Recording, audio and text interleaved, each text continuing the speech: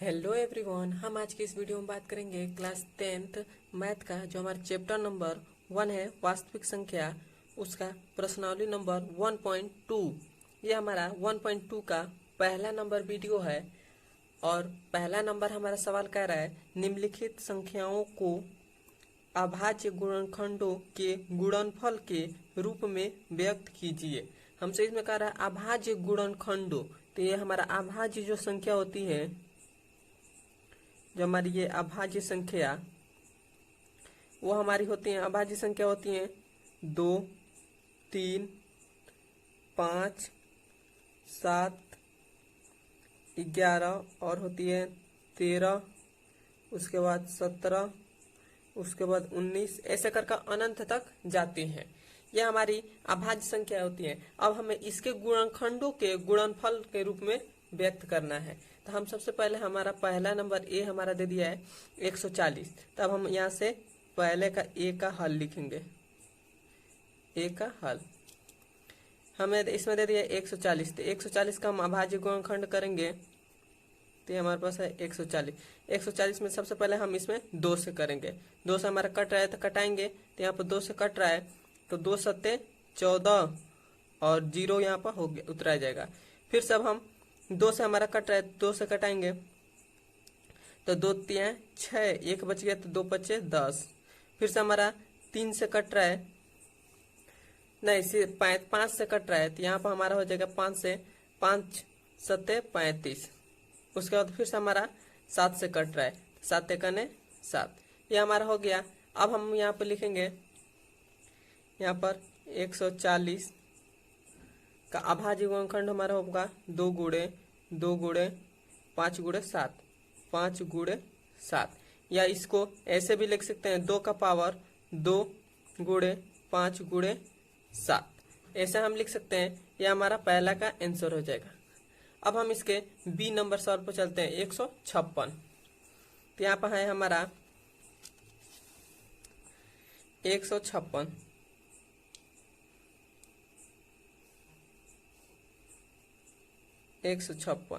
इसे भी हम 2 से कटाएंगे तो हमारा कट जाएगा। तो सबसे पहले हम 2 से कटाएंगे तो 2 सत्ते 14, 1 बच गया, इसमें जाएगा तो 2 8 18, 2 8 16 होता है, 18 नहीं, 2 8 16, यहाँ पर थोड़ा सा गलती हो गई। उसके बाद फिर से अब हम 2 से कटाएंगे तो हमारे पास जाएगा 2 3 6, 1 बच गया तो 2 9 18, इसमें जाएगा तो 18 हो जाएगा, तो ये हो जाएगा 2 9 18। उसके बाद फिर से अब हम 3 से कटाएंगे। जब 3 से कटाएंगे तो 3 एकने 3 और 3 त्रिका 9। उसके बाद हम यहाँ पर 13 एक अभाज्य संख्या है तो यह केवल ऐसे अपने आप से ही कटेगा, तो यह हो जाएगा 13 एकने 13। इतना हो गया। तब हम इसको 156 को ऐसे लिख सकते हैं, 156 बराबर 2 का पावर 2 गुणे 3 गुणे 13। ये हमारा हो गया दूसरे का आंसर। अब हम यहाँ पर तीसरा नंबर हमारा सवाल है C 3825, यह है। अभी हम इसका अभाज्य गुणनखंड करेंगे तो हम सबसे पहले हम इसका, यह हमारा 2 से नहीं कट रहा है, यह हमारा 3 से कट रहा है, तो 3 से कटाएंगे तो 3 एकने 3, 3 दूना 6, 2 बच गया तो 2 इसमें जाएगा तो 3 5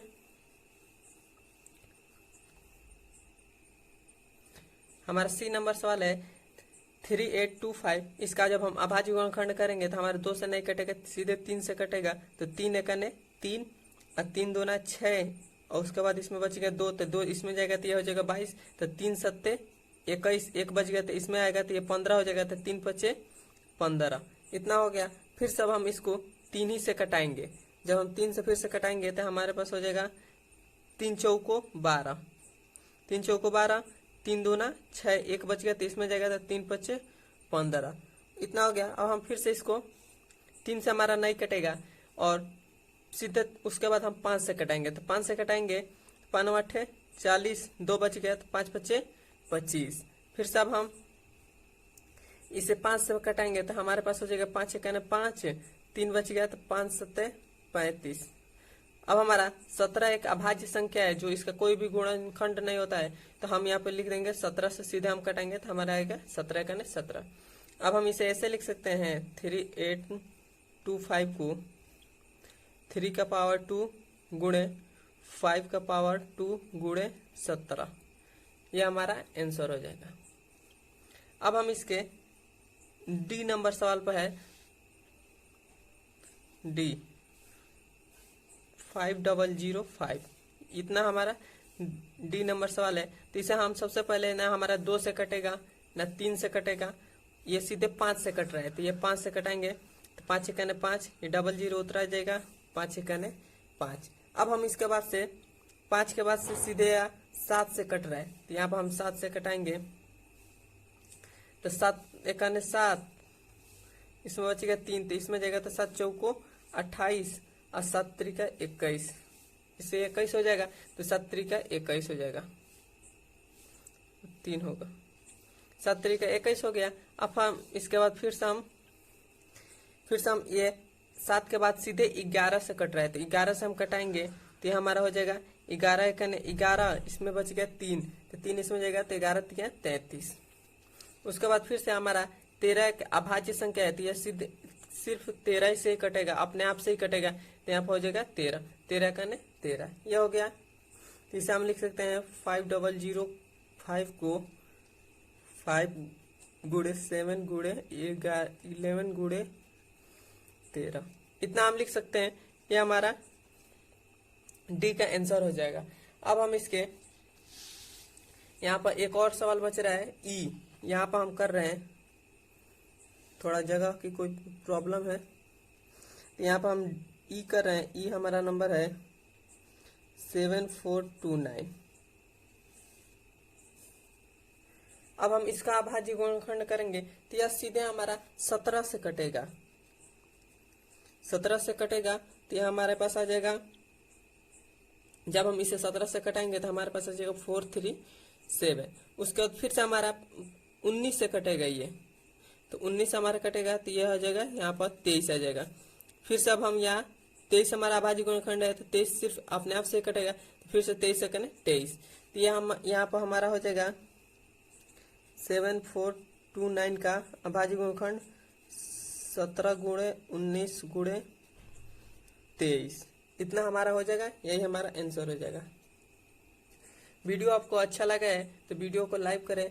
चलते हैं हम इसके दूसरे नंबर सवाल पर हमारा सवाल है, पूर्णांकों के निम्नलिखित युग्मों के एचसीएफ और एलसीएम ज्ञात कीजिए तथा इसकी जांच कीजिए कि दो संख्याओं का गुणनफल एचसीएफ गुणे एलसीएम है। मतलब हमें जो इस 26 और 91 का जो एलसीएम और एचसीएफ होगा उसका गुणनखंड आए, और ये 26 और 91 का गुणनखंड बराबर आ रहा है कि नहीं। यदि बराबर होगा तो हमारा सवाल सही है, यही हमें इसमें जांच करना है। तो सबसे पहले हम इसका 26 का एक गुणनखंड निकालेंगे, तो हमारे पास हो जाएगा यहाँ से 26 और यहाँ पर 91। हम 26 का अभाज्य गुणनखंड करेंगे तो यह हमारे पास आ जाएगा 2 एकने 2, 2 तिहाई 6, 13 एकने 13। अब हम इसका करेंगे तो यह हमारा सीधे 7 से कटेगा, तो यह हमारे पास आ जाएगा 13। उसके बाद फिर से हमारा ये 13 से कटेगा तो हमारे पास आ जाएगा 1, ये हमारा। तो 26 का अभाज्य गुणनखंड हमारे पास हो जाएगा 2 गुणे 13 और 91 का अभाज्य गुणनखंड आ जाएगा 7 गुणे 13, इतना हमारा आ गया। अब हम यहाँ से इसका एचसीएफ वाले लिखा लेंगे। एचसीएफ हमारा आसान है, तो यहाँ पर एचसीएफ हम निकालेंगे, एचसीएफ। एचसीएफ हमारा कैसे निकलता है, इन दोनों में हम देखेंगे, इन दोनों का गुणनखंड के उसमें कौन हमारा कॉमन आ रहा है। यहाँ हमारा देखिए, इसमें दोनों हमारा कॉमन आ रहा है। इस दोनों के न्यूनतम घात, मतलब इसके ऊपर एक एक घात है, तो जो सबसे यहाँ पर यदि 2 घात रहता तो सबसे हमारा कम जो घात रहता है उसी को हम लेते हैं। तो यहाँ पर हमारा 13 कॉमन आ रहा है, और 13 में भी देखेंगे किसका घात सबसे कम है, तो इसमें एक एक है, दोनों बराबर रहते, तो केवल हमारा ये 13 हो जाएगा। यदि यहाँ पर हमारे पास यहाँ पर मान लेते हैं हम, यहाँ पर 2 रहता, इसका घात 13 का 2, तो हम ये 13 का एक नंबर 13 का पावर 1 ही हम यहाँ पर एचसीएफ हो जाता। अब हम इसका एलसीएम निकालेंगे। तो एलसीएम हमारे पास होता है एम। एलसीएम में हमारा क्या होता है, जो कॉमन लिए रहते हैं उसे एक बार लिखते हैं और उसके बाद सबको लिख देते हैं। और इसमें होता है अधिकतम घात। यहाँ पर हमारा है 2 गुणे 7 गुणे 13। अब हम इसका जब गुणनखंड करेंगे तो हमारे पास आ जाएगा 182। इतना आ गया। अब हमसे कह रहे हैं इसमें दो संख्याओं का गुणनफल, तो मतलब हमें 26 और 91 का अभाज्य गुणनखंड गुणा करेंगे तो उसका और इसका एलसीएम का गुणा करेंगे तो हम यहाँ पर दो संख्याओं का गुणनफल हो जाएगा। तो 26 गुणे 91। जब हम इसका गुणा करेंगे तो हमारे पास आ जाएगा 2366। इसका आ जाएगा। अब हम इसका एलसीएम एचसीएफ गुणे एलसीएम करेंगे तो हमारे एचसीएफ है 13 गुणे एलसीएम है 182। जब हम इसका गुणा करेंगे तो हमारे पास आ जाएगा 2366। इतना हमारा आ जाएगा। यदि दोनों ये संख्या बराबर आ जाए तो हमारा सवाल है ये सही है, यही हमारा आंसर हो जाएगा। अब हम इसके बी नंबर पर चलते हैं। बी हमारा है, यहाँ पर कर रहे हैं, बी है, बी हमारा है 510। हम इसका अभाज्य गुणनखंड करेंगे, उसके बाद 92 का अभाज्य गुणनखंड करेंगे। तो सबसे पहले हम 510 का अभाज्य गुणनखंड करेंगे तो 2 से हमारा हो जाएगा। तो ये हमारे पास हो जाएगा 2 दूना 4, एक इसमें गया तो 2 पच्चे 10 और फिर से 2 पच्चे 10। उसके बाद फिर सब हम 3 से कटाएंगे तो हमारे पास आ जाएगा 3 वाड़े 24, 3 वाड़े 24, एक बच गया तो 3 पच्चे 15। उसके बाद फिर सब हम यहाँ पर 5 से कटाएंगे तो यह हमारे पास आ जाएगा 5 एकने 5 और 5 सते 35। उसके बाद फिर सब हम 17 से कटाएंगे तो हमारे आ जाएगा 17 एकने 17। उसके बाद हम फिर से अब हम 92 का अभाज्य गुणनखंड करेंगे तो हम यहाँ पर 2 से कर रहे हैं तो 2 चौको 8, एक इसमें गया तो 2 छक्के 12। उसके बाद फिर से हम 2 से कटाएंगे तो 2 दूना 4 और 2 3 6। फिर से हम 23 से कटाएंगे, 23 से कटाएंगे तो 23 एकने 23। तो हमारे पास आ जाएगा 510 का अभाज्य गुणनखंड 2 गुणे 3 गुणे 5 गुणे 17 और 92 का आ गया 2 गुणे 23। या इसको हम ऐसे लिख सकते हैं 2 का पावर 2 गुणे 23,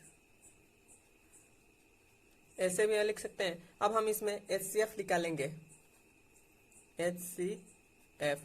तो एचसीएफ हम देखते हैं हमारा कॉमन किस में आ रहा है। तो ये देखिए हमारा 2 हमारा दोनों में कॉमन आ रहा है, तो इसमें हम 2 हमारा कॉमन आ रहा है। इसमें देखेंगे सबसे कम घात वाला कौन है, जो हमारा कम घात है ये 1 है, तो यह हमारा एचसीएफ हो जाएगा 2 हो जाएगा। अधिकतम घात वाला इसमें नहीं लेते हैं, हम कम घात वाला इसमें एचसीएफ में लेते हैं। उसके बाद हम एलसीएम निकालेंगे, एलसीएम। एलसीएम में हम क्या करेंगे, सबसे पहले इस 2 को उतारेंगे 2, उसके बाद 3 को उतारेंगे, उसके बाद फिर से 5 को, फिर से 17 को, उसके बाद फिर से 23 को। अब हम इसमें इतना उतार देंगे। अब इसमें देखेंगे हम सबसे अधिकतम घात किसका है। इसमें अधिकतम घात 2 का है तो 2 हो जाएगा। इसमें का नहीं लेंगे, इसमें का अधिकतम घात 1 है, इसमें का लेंगे अधिकतम घात 2 है तो यहाँ पर 2 हो जाएगा। अब हम इसका जब हम इसका गुणा करेंगे तो हमारे पास आ जाएगा 23460, इतना हमारे पास आ जाएगा।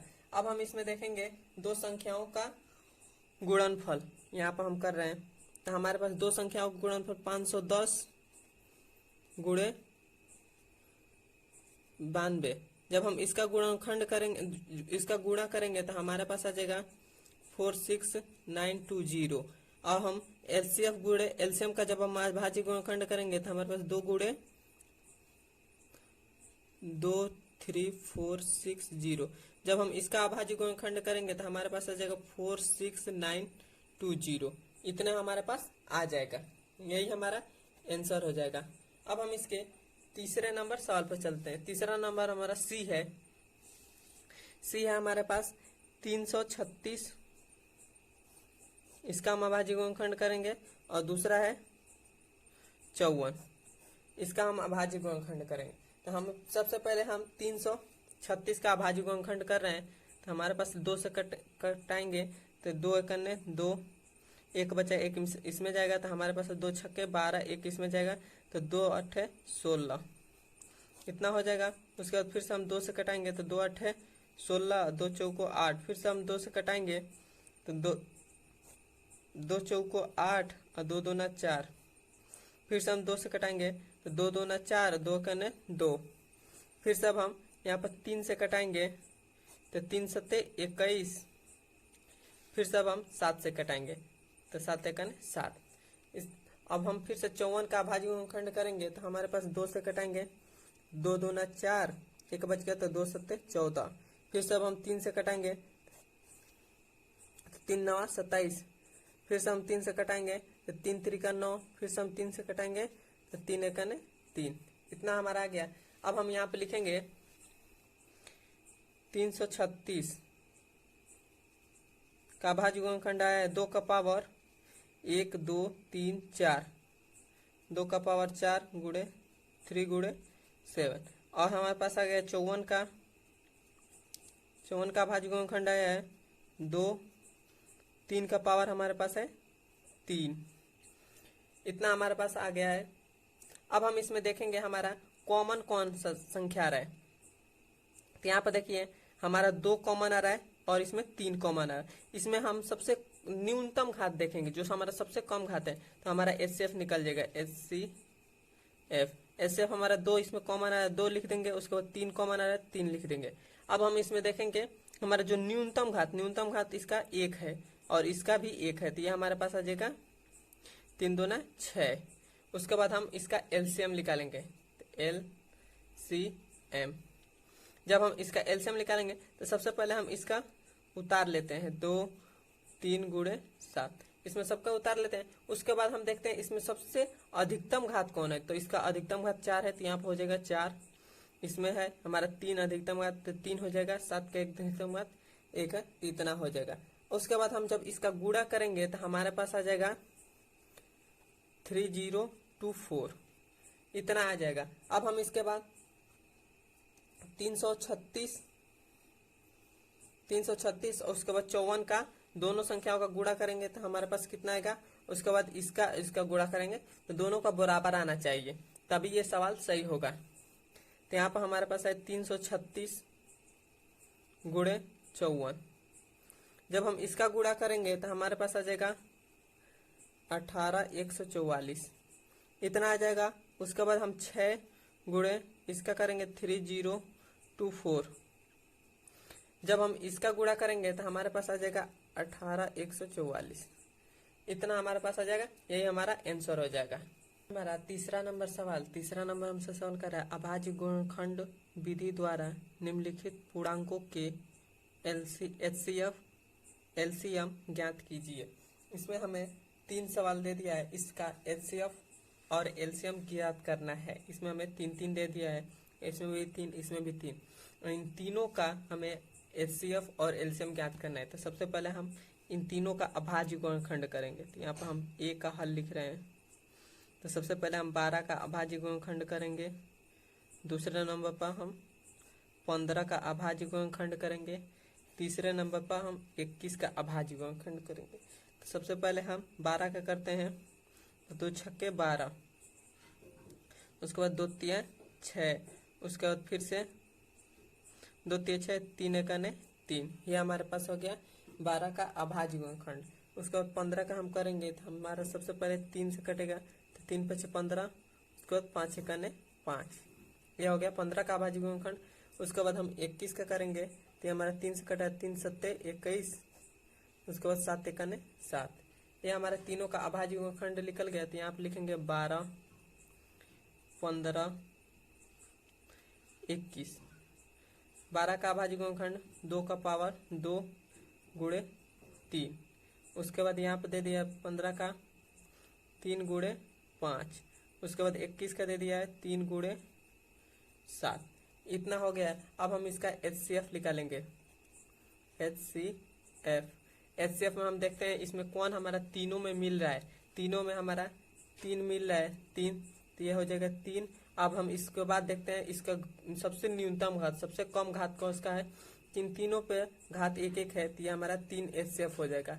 उसके बाद हम LCM देखेंगे,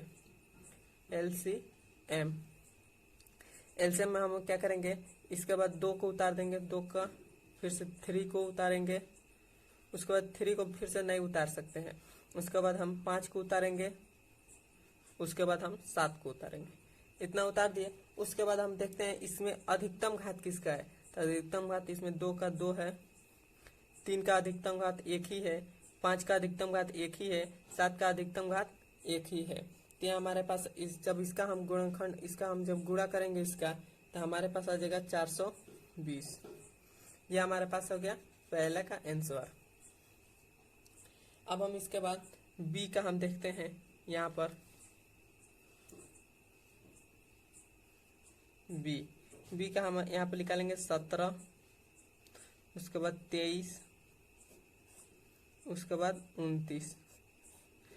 हमारा ये तीनों अभाज्य संख्या है और अभाज्य संख्या की कोई गुणनखंड नहीं होता है, तो यहाँ पर 17 से कटेगा, 17 का 17, 23 से कने 23, 29 से कने 29, ये हमारा आ गया।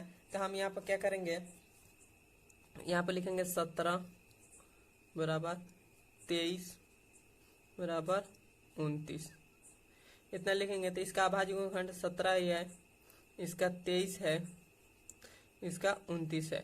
अब हम इसमें HCF इसका निकालेंगे, HCF हम निकालते हैं, तो इसमें देखते हैं हमारा कौन कॉमन आ रहा है।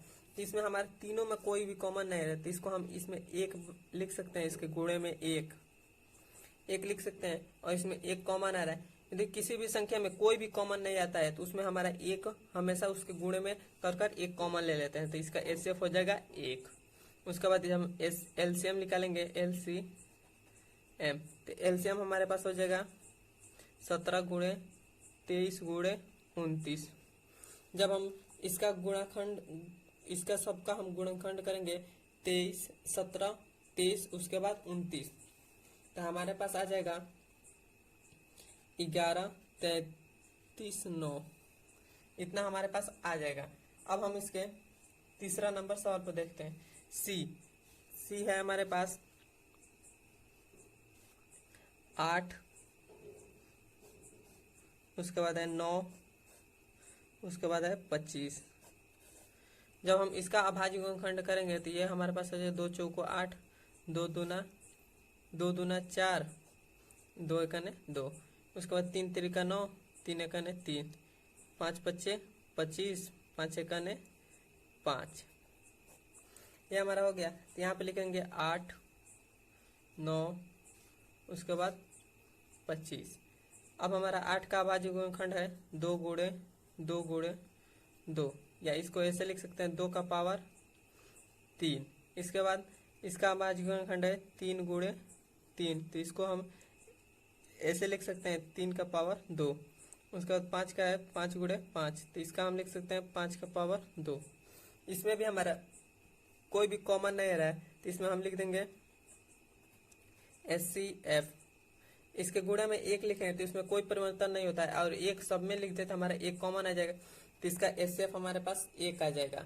उसके बाद हम क्या करेंगे, LCM निकालेंगे, LCM, तो LCM हमारे पास है, इसको सबको उतार देंगे, 2 गुणे 3 गुणे 5, और उसके बाद देखते हैं हमारा अधिकतम घात 2 का है 3, उसके बाद 3 का है 2, 5 का है 2, इसका। अब फिर से अब हम इसका जब हम गुणा करेंगे, तो हमारे पास आ जाएगा 1800, इतना हमारे पास आ जाएगा, यही हमारा आंसर हो जाएगा। यदि वीडियो आपको अच्छा लगे तो वीडियो को लाइक, सब्सक्राइब और कमेंट में हाँ बताएं कि मुझे को समझ में आया है। नहीं समझ में आया तो कमेंट में बताएं, मैं फिर से नए वीडियो बनाऊंगा जिसमें आपको पूरी समझाने की पूरी कोशिश करूंगा। मिलते हैं इसके अगले नंबर वीडियो में।